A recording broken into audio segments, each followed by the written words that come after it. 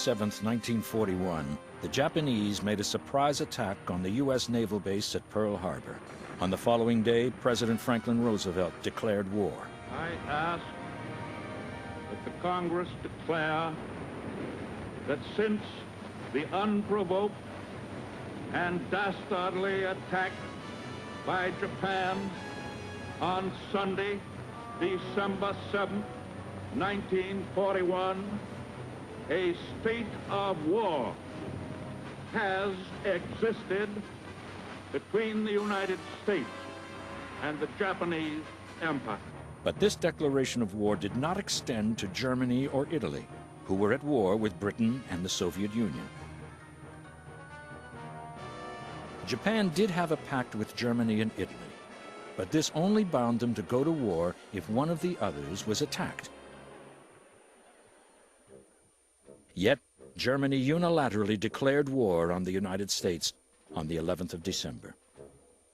It was the third major strategic blunder Adolf Hitler would commit in 18 months.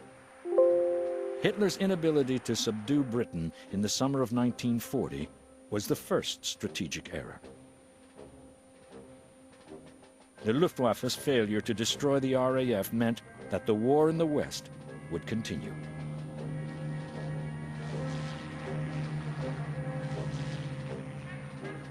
A year later, Hitler blundered again when he broke his 1939 non-aggression pact with the Soviet Union.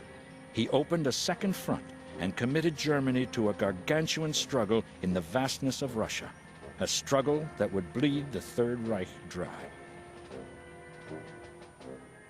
6 months later, Hitler's declaration of war against the United States brought the world's largest economy and potentially most powerful military machine into the European conflict. Germany would now face a massive military buildup in the West and an exhaustive slogging match on the Eastern Front. Together, they would squeeze the Third Reich into submission. It was ironic that through his hasty step, Hitler succeeded to bring the United States into the war.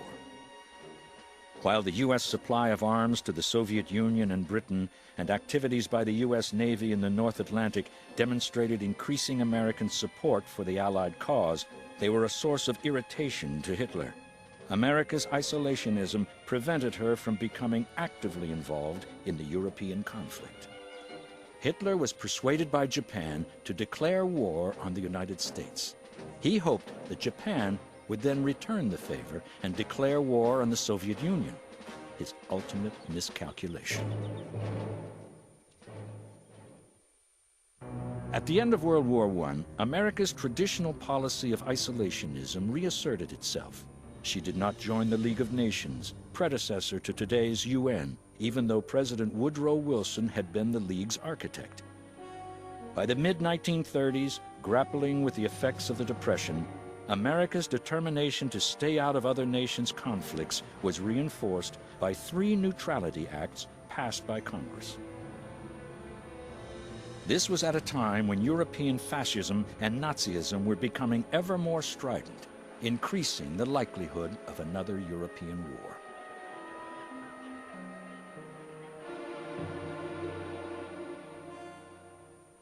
Across the other side of the world, a militaristic Japan was also threatening world peace. In 1937, Japanese forces invaded China and began a war that would last for 8 years.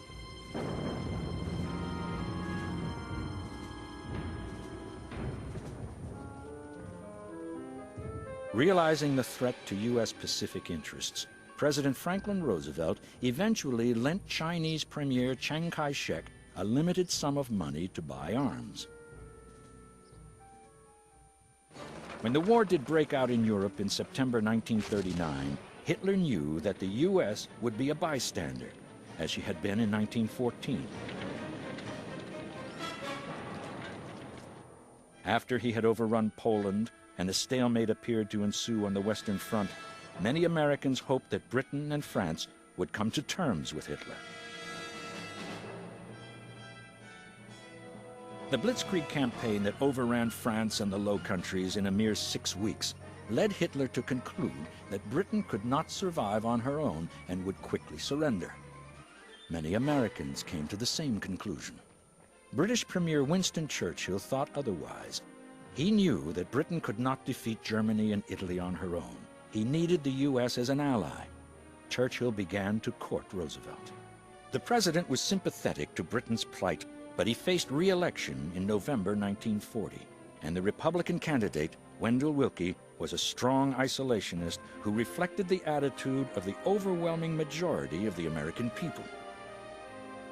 Roosevelt therefore had to be very cautious in his dealings with Britain.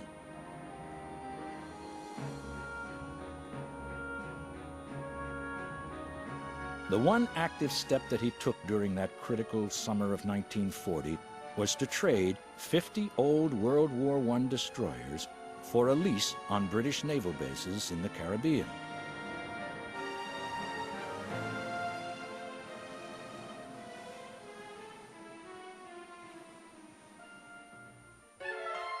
At the same time, in view of the turbulent state of the world, Roosevelt did manage to persuade Congress to allow him to call up the National Guard for a year's active duty. He also introduced limited conscription. Serial number 158. More significant, he began a massive naval expansion program. These steps were designed to prepare America against all possible threats. Meanwhile, Hitler, realizing that Britain intended to fight on and not surrender, was forced to make hurried preparations for an invasion. Key to this plan was air supremacy over southern England. However, during the Battle of Britain in the summer of 1940, he failed to achieve this.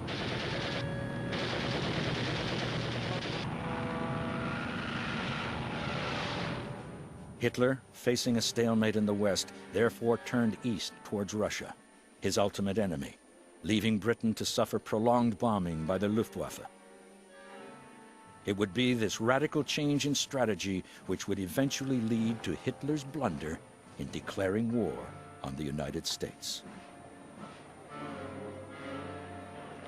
Hitler regarded the subjugation of Bolshevik Russia as his ultimate objective. It had been his goal even before he came to power. He recognized that Russia and Japan were traditional enemies since the Russo-Japanese War of 1904. Hitler decided to take advantage of this in his relationship with Japan.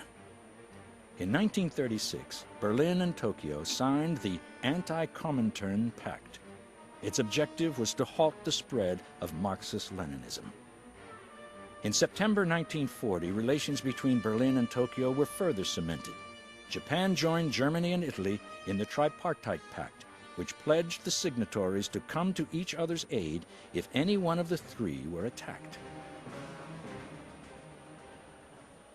Hitler's secret agenda was that Japan would join him when he attacked the Soviet Union. But while the Japanese maintained friendly relations with Germany, they had a different objective: the creation of an empire in Southeast Asia. In April 1941, they signed a 5-year non-aggression pact with Moscow, reducing the high tension on the border between Japanese-held Manchuria and the Soviet Union. This did not deter Hitler from mounting his invasion of the Soviet Union in June of that year. Indeed, he still believed that Japan would tie up considerable Russian forces on the Manchurian border.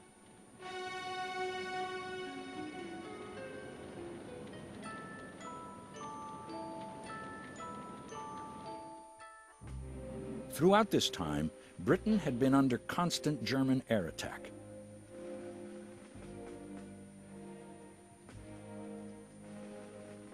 It was the Blitz which began to make Americans a bit more sympathetic to the British cause.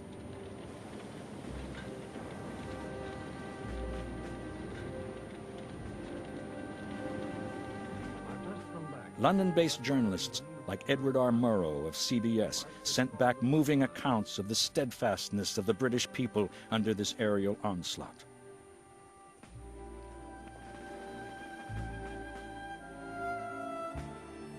We In November 1940, Roosevelt was elected to another term in office. He was convinced that sooner or later, the United States would find itself at war. But most Americans were still very much opposed to it. Indeed, as late as May 1941, a Gallup poll revealed that almost 80% of the population was against entering the war.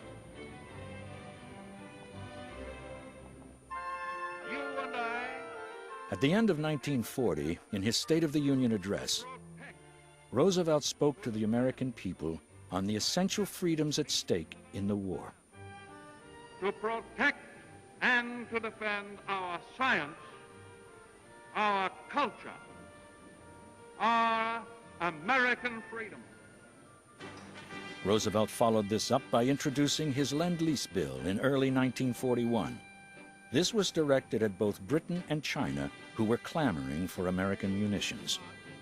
They lacked the means to make immediate payment for them, but Ленд Лиз meant that they could make reparations at the end of the war. It was, as Roosevelt explained, like lending a neighbor a garden hose in order to put out a fire.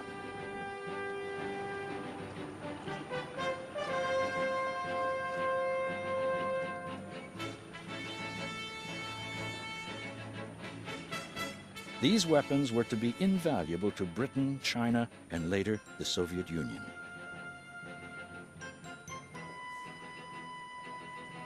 Roosevelt also allowed secret military staff talks to be held with the British and Canadians to agree on a common strategy if America entered the war. The crucial decision reached was that in the event of war with both Japan and Germany, priority would be given to achieving victory in Europe. Events began to build up in the North Atlantic. U.S. merchant vessels were carrying Ленд Лиз to Britain, but this laid them open to danger from Hitler's U-boats, which were ravaging the sea lanes.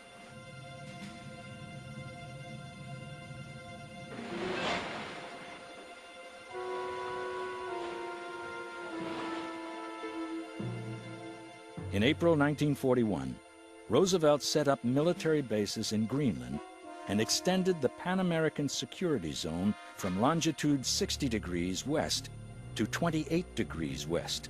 This brought it close to Iceland, then garrisoned by the British.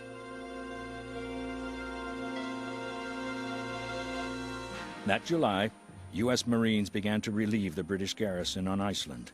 American warships now had justification in escorting vessels this far east, aided by the American actions in the North Atlantic, but had no wish to provoke war with the United States at this point. With his panzers driving ever further east toward Moscow, he did not want to be distracted from conquest of the Soviet Union.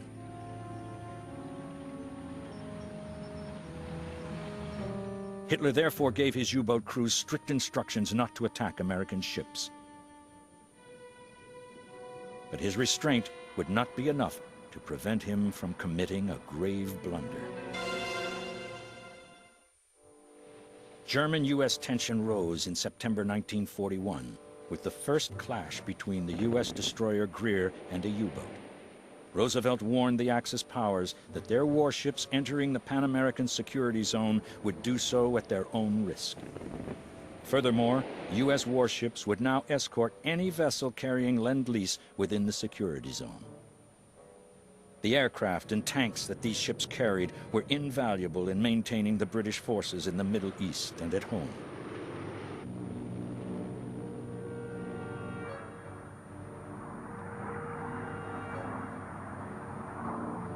American supplies also took some pressure off Britain's strained munitions industry. This fact and Roosevelt's warning further increased Hitler's irritation and that of his U-boat crews, who found it difficult in the midst of an action against a convoy to identify U.S. warships. But desperate to reach Moscow before the onset of the Russian winter, Hitler still refused to allow his U-boats to attack U.S. warships in the North Atlantic. Even so, as the autumn of 1941 wore on, there were clashes between the two, with American destroyers damaged and even sunk. In China, too, the Japanese continued to seize and occupy ever more of the country.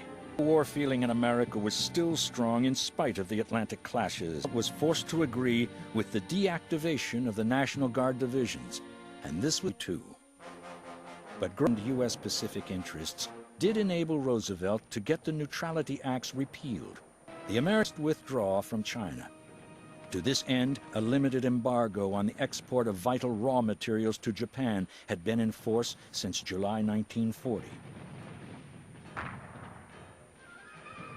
By the autumn of 1941, the Japanese were becoming ever more intransigent in their dealings with America.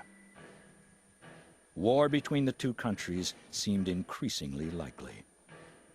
Provoked by the U.S. trade embargo, the Japanese had made up their minds that the U.S. Pacific Fleet was the main obstacle to the creation of their empire in Southeast Asia and the Pacific, an empire which would finally make them self-sufficient in raw materials. Pearl Harbor, Hawaii, but they did not inform Hitler of their plan, tensions being inadvertently leaked to the Americans, the United States and Hitler by surprise.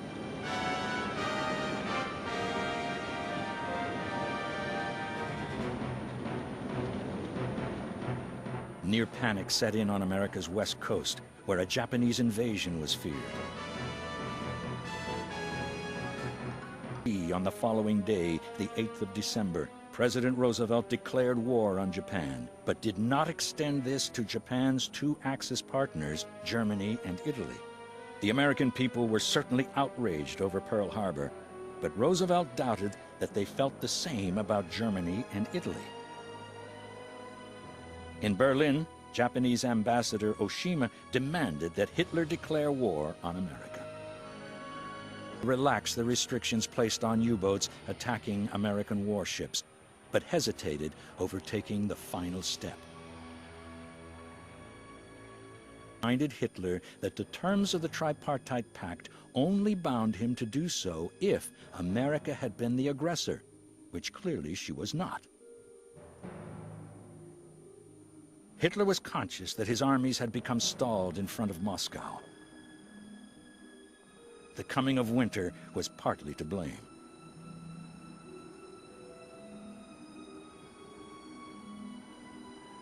But another reason for the German failure to capture Moscow was the Russian reinforcements being rushed in from the Far East. Here, the likelihood of a clash with Japan had dramatically decreased since the signing of the Soviet-Japanese Non-Aggression Pact the previous spring. Ambassador Oshima had hinted to Hitler that Japan might revoke this pact if Germany went to war with America.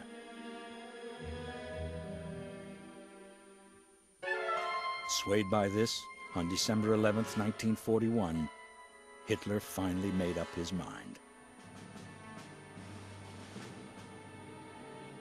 In a speech in the Reichstag, he accused Roosevelt and the Americans and declared war on the United States. It was to be one of Hitler's greatest blunders. Not only did it let Roosevelt off the hook, but the Allies exercised their previous agreement that defeat of Germany and Italy would take priority over that of Japan. American manpower and material were to prove one of the decisive factors in the eventual defeat of Nazi Germany.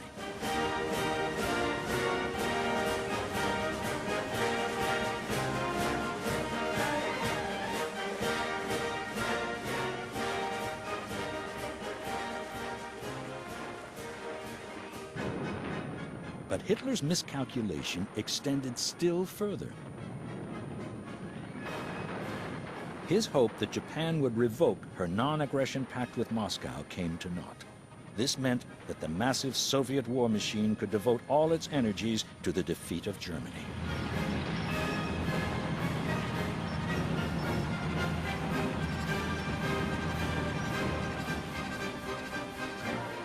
It was probably itself at war with Germany.